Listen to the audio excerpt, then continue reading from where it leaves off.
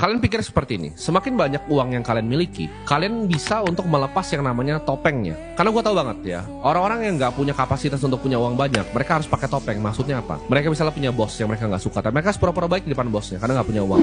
Mereka harus bermain yang namanya sandiwara di kehidupan aslinya. Semakin banyak uang kalian, semakin bebaslah hidup kalian. Kalian nggak perlu fake, kalian nggak perlu ngejilat orang, kalian nggak perlu pakai topeng maupun sandiwara. Contoh hidup gue seperti sekarang, gue nggak punya bos, ya gue nggak punya investor, gue ngomong apa yang gue mau. Kalau misalnya ada cawapres suruh gue ketemu untuk promosi mereka, gue nggak mau, gue bilang ya gue nggak mau gitu. Karena gue udah memiliki uang yang cukup, gue bisa menolak hal-hal tertentu. Contohnya, kalau misalkan lihat video YouTube, ya video YouTube lalu ada endorsement, kalau kalian pakai aplikasi ini atau apa, itu videonya pasti bersandiwara, ya itu pasti orang yang bikin videonya pakai topeng. Kenapa? Karena itu pasti direvisi biasanya, ya. Jadi orang kalau misal di endorse sama suatu brand, dia bikin video pertama kali dikasih briefnya, apa yang kamu boleh omongin tentang brandnya, apa yang tidak boleh. Nggak bisa ngomong bebas gini seperti gua. Mereka harus bersandiwara di depan topengnya, di depan kamera. Itulah salah satu alasan mengapa kalian tidak akan pernah melihat gue itu sponsor pakai aplikasi ini di dalam video gue. Karena kenapa? Gue nggak mau diatur-atur. Dan menurut gue uang 20-30 juta per video itu hanyalah uang receh. Ya gue nggak butuh uangnya. Kalau brand mau ya kalian kasih ke orang lain aja yang mau bersandiwara di depan kamera. Mereka kan coba keluarkan kata-kata sandiwara seperti,